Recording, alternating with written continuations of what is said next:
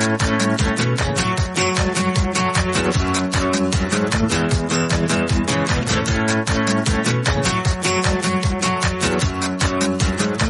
to the Books Applied podcast, presented by WSL Leadership. In this podcast, we talk about an awesome book and how to apply it to your work, sport, or life.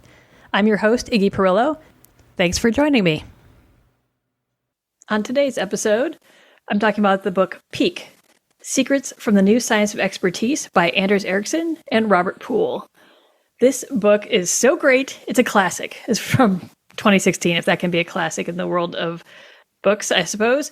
But it's a book I think about frequently because I often work with folks who want to be better and improve at things they're doing.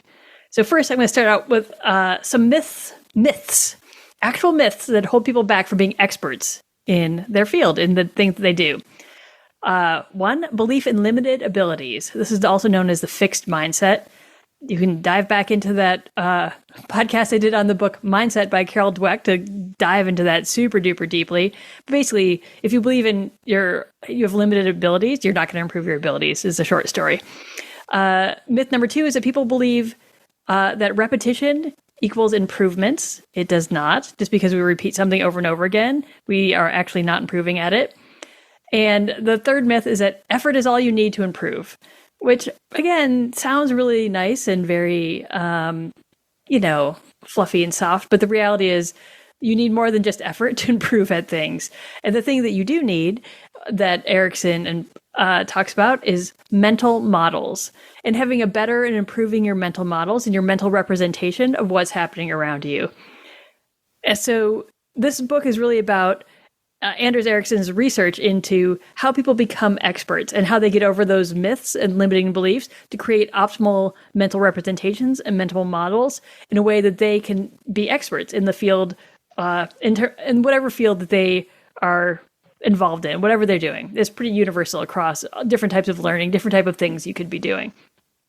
So let's dive back into those mental representations for a minute. A mental representation means the idea of how the thing should be done. Not just like how to do it, like kind of in theory, but very specifically how an expert does the things is a mental model for expertise in the things. You're like, okay, you're saying things 12 times. If you think about, if you are a driver out there in the world, you probably have a pretty good idea of how driving works. You hop in the car, you go places, you do whatever. If you are probably had your license and been driving pretty regularly for a while, it's not something you think about much, but it's something you do every day. But that repetition, driving every day, does not make you an expert driver, for sure. There are people who are like, well, I'm an expert because I haven't had an accident. P.S. Most people don't have accidents when they drive, but we have a huge bias toward thinking accidents are a gigantic deal, and they're super destructive, can be life-altering in every way, but they're not as frequent as you actually think. We see cars out there dented up on the road all the time, but if you compare for the number of hours, the number of cars, the number of people driving, it's not as frequent as we think, even though it is a huge deal when it does happen. And all of that goes back to saying, thinking to yourself, well, I'm an expert driver because I have no wrecks, no tickets, no whatever, not really actually doesn't make you an expert. There are people out there who are expert drivers, though. Maybe they are race car drivers. Maybe they are stunt drivers. Maybe they are professional drivers who drive buses or limos or, other things like that. There are actually ways to be more expert at being a driver than the average person just cruising around living their lives as a driver. So having a mental model for what it even looks like to be an expert is one piece of what it means to be an expert, and building that model more, refining what it looks like to be an expert in the field. Driving is one example. You could be doing tons of other things out there to be an expert, right? But refining that mental model is a piece of this. And the way to do that is, he talks about this difference between purposeful practice and deliberate practice. And so we may think to ourselves, well, if I want to be a better driver, I'll just be conscious of practicing better. Like I'm going to be intentional about using my turn signal. I'm going to be intentional about my following distance behind other cars. I'll be intentional about parallel parking on the first try and not having to go, 25 different times. Great. All true. All of that will probably improve your skill. And so let's talk about purposeful practice, like what that means specifically for a little bit. You have a clearly defined specific goals. Like being a better driver is actually not a great goal, by the way, but being able to parallel park the first time you try, that's a very specific measurable goal. Purposeful practice is when you put your full attention toward it. As drivers, I should probably stop this example because we're terrible by being focused drivers. We're doing 12 other things. We're looking at the map. We're looking at the road. We're having a conversation. We are hopefully not texting or talking on the phone, but we do all these things, right, while we're driving. If we want to get better at things, purposeful practice will take us part of the way, is the short story. We have a goal. We have our full attention on something. We get some feedback. Somehow we think about it like, oh, how would I rate that? Did I do a good job? Was that not great? We get out of our comfort zone, which is not something that's awesome and easy to do in driving, by the way. But for other things, like if I want to be a better violinist, getting out of my comfort zone super easily because I'm a terrible violinist. But getting out of your comfort zone means pushing yourself to do something that's a little bit harder, a little bit faster, a little bit better than we've done before. And we also have to be good at purposeful practice, have to maintain our motivation. Things will get hard. If we're out of our comfort zone, it's uncomfortable, people. That's like the definition of leaving your comfort zone. And so that is hard. And it's hard to maintain focus, maintain motivation if we're not comfortable doing something. I think, P.S., this is why a lot of adults don't develop and push themselves into fields of expertise, because discomfort is really annoying and obnoxious. And at a certain point in our lives, we're like, well, I'm good enough. And Ericsson talks about this idea of feeling good enough at the things. I'm a good enough driver. I'm good enough at whatever that thing is, that skill, that hobby, that thing that's out there. I'm good enough at shooting baskets. I'm good enough at running. I'm good enough at all these things. And yeah, you can be fine and be good enough. It's true. It's okay to be good enough at things. We don't all need to push ourselves to be experts at many things. And maybe we put in some purposeful practice. If I'm running, I'm like, oh, I feel like my running technique could be more efficient. I feel like I'm really like making a lot of noise and splashing all over the place and being kind of ridiculous. Love to feel lighter. I could probably find some exercises out there, practice a little bit. My running technique could definitely be improved. Who couldn't? I'm sure there are many people out there. There are literally expert runners out there. Maybe their actual technique can still be improved, even though they're experts, but it is easy to see. If you watch me run next to an expert Olympic runner, you will see very clearly, quickly, how we are not quite doing things the same way. We might get from point A to B, me 10 minutes after, a better runner. But the reality is our technique of actual running is going to look different. It's going to be different. I can go to try and find other representations of better running. The world and the internet are our oyster, people. So I can find out there. I can look. I can probably Google up, running technique videos. I have not, but I could. And I could put in some purposeful practice. I could be better at my running technique. It could feel better on my body. It could be smoother. It could be more efficient. I could be faster. I could have more endurance. All these different things. 100% true. I could get better mental representations at what it means to run better. I have friends who are much better runners than me, much, competitive or just recreationally. They're better at running. They're smoother, they're faster, they're more efficient. Their actual running technique is better than mine. It's very clear for sure when you're out there and you see people running around. If you're just walking around the park or running around a park, if you watch the different runners go by, you'll be like, oh yeah, there's different techniques. There's different ways to do this thing. So I could put in some purposeful practice if I wanted to. I could improve. I could do these things a little bit. If I really want to be an expert, though, I need to switch myself over to what Ericsson calls deliberate practice. I can basically take myself pretty far as a purposeful practicer. I could watch a lot of YouTube videos. I could try things out. I could do exercises. I could look for feedback for myself. I could, try to rate these different things. Am I doing this thing right? Am I doing that thing right? But if I want to really be an expert, deliberate practice is the next level of what it means, like how to be an expert. Side note, though, he talks about how not every field has a space for expertise. So really, to engage in deliberate practice and move toward being an expert in a field, you need to have a field where there are experts in it, like where there are skills or abilities that really set experts apart from the amateur or the novice. And there has to be a way to transfer those skills to other people. So those are sort of pieces that you need for a field where you can be an expert. A lot of us have hobbies, or skills where there's not really a field where a lot of expertise happens. He sort of addresses this later by saying, well, you can find people that are good at it and try to model yourself after their training techniques and how they learn and grow in that field.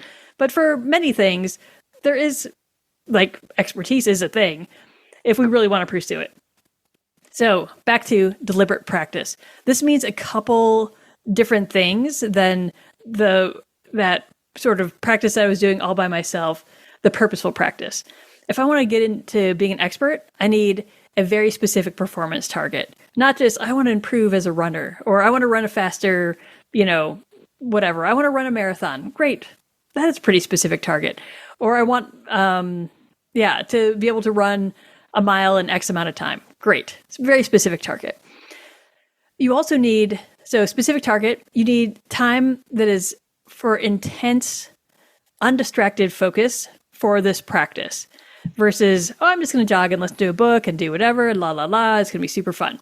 But if I want to have intense practice, there's other research that says we cannot really fully focus on anything for up to an hour at the absolute most until our brain runs out of fuel and we cannot focus any longer, super focus, laser beam focus on something. Other folks, I think that's like this extreme end. So, hey, if you want to deliberately practice being an expert at focus, there's another fun one you could work on probably. Is there a field out there for that? I don't know. Are there experts? I don't know. Are there people better than other people? Probably. If you have periods of intense, undistracted focus, though, this is the only thing you're doing. You're only working on this thing at this time. The next piece of deliberate practice is immediate feedback. And it's hard to give ourselves immediate feedback. So this is where you probably need a coach or a teacher or some sort of external source out there to give you immediate feedback on, hey, you're doing the right thing, or you're not quite doing the right thing right now. Versus, I'm going to work on this for, 2 days and then see if I'm doing the right thing or not. Or I'm going to work on this for the next 3 blocks of running and see if, my technique is better. Maybe that's immediate enough. I don't know. But to get that immediate, quick feedback, this is what's really going to help you improve your mental model of what's happening. Like, oh, I think I'm doing it right. Great. But mentally and physically, we're not always amazing at translating our own personal experience to our mental model of what's happening out there. So having someone else give us this immediate feedback, super duper useful for deliberate practice. Next, we have to, again, get into that space of discomfort but also return to the comfort zone at times. So the way you're kind of building this skill is doing really hard pieces, but also returning to and reviewing pieces that you're good at or that you know well. And practicing those hard pieces over and over again is not comfortable. It's not easy. Like trying to make a small scale change sometimes can be really difficult for things. And so we're back to maintaining some motivation at times, but using that comfort zone and approaching that discomfort, things we actually don't know how to do well, can't maybe do at all at certain times. And that's how we help create expertise through deliberate practice. The last part of this is definitely the expert coaching from proven performers. They're not just people who can do the thing well, but they're people who can break down the pieces of the skill well and convey those to other folks so that other folks can then benefit from their expertise. One of the stories of this book, Ericsson talks about how he had a student that he saw week after week after week as sort of an experiment and wanted the student to memorize longer and longer sequences of numbers. And the student plateaued at 7 numbers for a long time. Then had this breakthrough through and went to 8, 9, and 10 in a single session. And then would come back the next week. So he had weekly hour-long sessions. And eventually over time, the student built better models in his mind about how to remember chunks of numbers so he could remember longer and longer sequences of numbers. He got up to 82 numbers. So then the next part of the experiment, he had this student teach another student, I assume they're college students, by the way, who even knows? He knows, by the way, I just didn't read the whole study. He had the student, though, teach another student how to memorize groups of numbers faster. So the student who had figured out some techniques for himself could convey those to his buddy. And the second student very quickly got much faster and much better, where the first student had this very slow sort of plateau, then learning, and then plateau, then learning, and plateau, learning. The next student rocketed it up, was rocketed up in the numbers he could memorize tons faster than the first student, but then also plateaued at a certain point and had to come up with his own mental representations and mental models. And so as the experiment continued, the second student got up to memorizing like 100 numbers in a row. So I could tell him 100 numbers and he could like spit back 100 numbers. And so the expert coaching from the proven performer, the first student, really helped accelerate the learning for the second student and got him into a space where he could build his own models faster and improve himself after that. He was still getting instant feedback. He was still had these intense periods of focus. He had a very specific target. Oh, I've memorized 23 numbers. Now I need to memorize 24. Like all these things were happening. And he had these very focused times that were uncomfortable to practice and learn and practice. And times where he felt in the experiment, he's like, okay, I couldn't do 23. Now we'll go back to 22. I can do 22. So then he sort of like the way the experiment was designed, if he couldn't do a number, he would go back 2 numbers and then he'd build up some confidence and comfort again and then move forward up the number of numbers along the way. So all of this is just used as an example for how deliberate practice is different than the purposeful practice by himself. So the expert coaching from proven performers, Ericsson gets into this idea that we don't always have expert coaches out there. And so the next best thing we can do for some fields is to look at proven performers, look at experts in the field, and try to figure out not just what they're doing, the skills that they have. Some of it is skill identification for sure. If you want to be an expert painter, you can look at other techniques and skills. 1 million people have painted out there, I suspect. You can look at skills. You can learn foundational things. You can learn fundamentals. Probably pretty, those pieces are widely developed. But to be a true expert, he says you need to look at the training methods used by experts. How does an expert create? And so from there, you're trying to extract the mental models that a expert might have. And sometimes we don't have access to that. We can't really look at a painting and be like, well, what was the training technique that got the painter to this level of expertise? Who knows? So we try to extrapolate. We try to guess some of these things, which is all leads us back to how deliberate practice has that expert coaching, or from a coach, a teacher, someone out there who can recognize what expertise is and provide skills, provide practice, provide smaller chunks, provide all those pieces that help a novice or a beginner or someone just not an expert become an expert at that thing.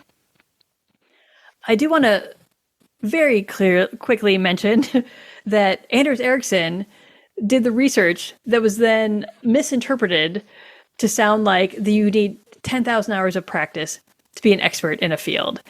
This was a very popular misinterpretation that happened. Like, cool, all I need is 10,000 hours. I will be amazing at blah, blah, blah. That was a piece of Anders Ericsson's work, and it pertained to violinists, that he had studied violinists of different age and different groups. And he's like, at about 10,000 hours of deliberate practice, note, not just, purposeful practice.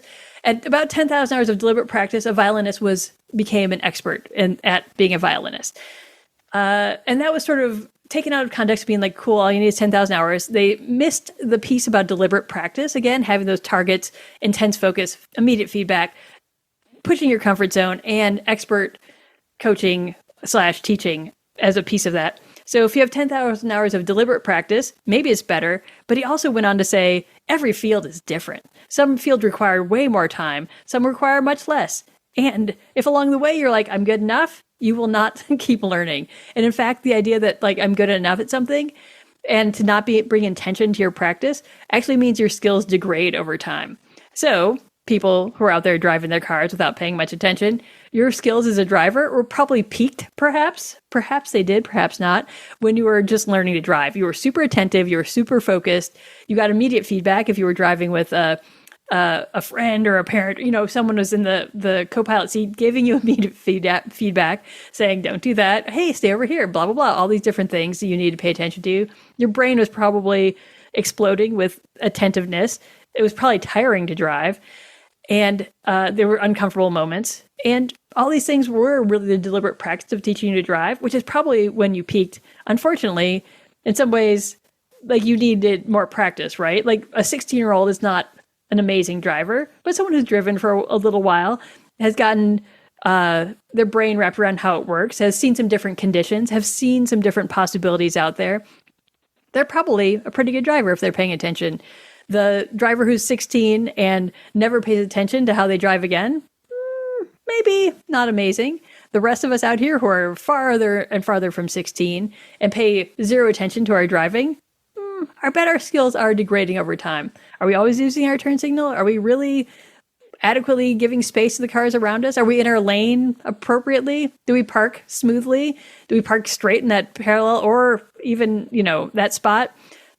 Who knows? These are all things we could focus on. Do we? Maybe some people do, maybe some people don't. In order to bring at least in the sense of purposeful practice. Deliberate practice, if you want to be a pro driver, you can get training. You could be a pro driver for the streets of the city. You could put yourself into race car driving, put yourself into stunt car driving. I'm sure there are many other places that people are professionals in the field of driving. Most likely, they go have training, they have coaching, they get immediate feedback. They move from this sort of world of purposeful practice to the very deliberate practice of, I want to be an expert at this thing. The rest of us out there feel like we're probably good enough, which means our skills are degrading. Sorry to report. And that is the world we live in. The same is true of doctors. They say that doctors peak at their skills about 5 years into their practice. So if you find a doctor who's they're in their 5th year, this is when they say doctors have peaked, because medical school is fresh and modern, like the techniques, whatever they learned is new. They've had 5 years to see different things, see different cases, to understand sort of how the world works and how this looks in practice. And their skills are at their best. After 5 years, unless doctors specifically engage in deliberate practice, their skills begin to degrade over time. They may feel like, oh, I'm good enough, or here we go, I've plateaued in my practice. That sense of a plateau really fundamentally just means that they're not engaging in either deliberate practice or the more personal practice, like purposeful personal practice for themselves. So keep that in mind when you're out there getting medical care, I suppose. On the flip side, we can't always see when deliberate practice is happening. We don't always have insight into what's happening for folks in their world. And that is how to be an expert. Deliberate practice is the answer. So to go back to those myths at the beginning, if you believe you have limited abilities, if repetition just means improving, or if effort is all you need to improve, you are going to plateau and or your skills will degrade or never develop to expertise. If there's something you really want to be an expert at, find that specific performance target, engage in some intense, undistracted, focused practice, get immediate feedback, push yourself to the level of discomfort, but also return to your level of comfort when trying to grow your expertise, and get expert coaching from proven performers or teachers out there. That's what I have for you right now on Peak. Such a great book. It applies to so many different things. Keep revising your mental models, your mental representation of what it means to be an expert, and you will do great out there. Have an awesome day, everybody.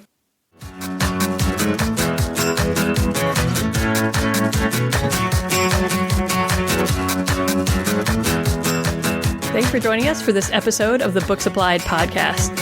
I hope you enjoyed getting to know a new book and learning how to apply its ideas to make your work, sport, or life a little bit more awesome. For more leadership education-related content, including conflict management checklists, invitations to a fun free lunch that happens monthly, upcoming classes, webinars, and mastermind groups, please head over to wslleadership.com. Thanks, and have a great day.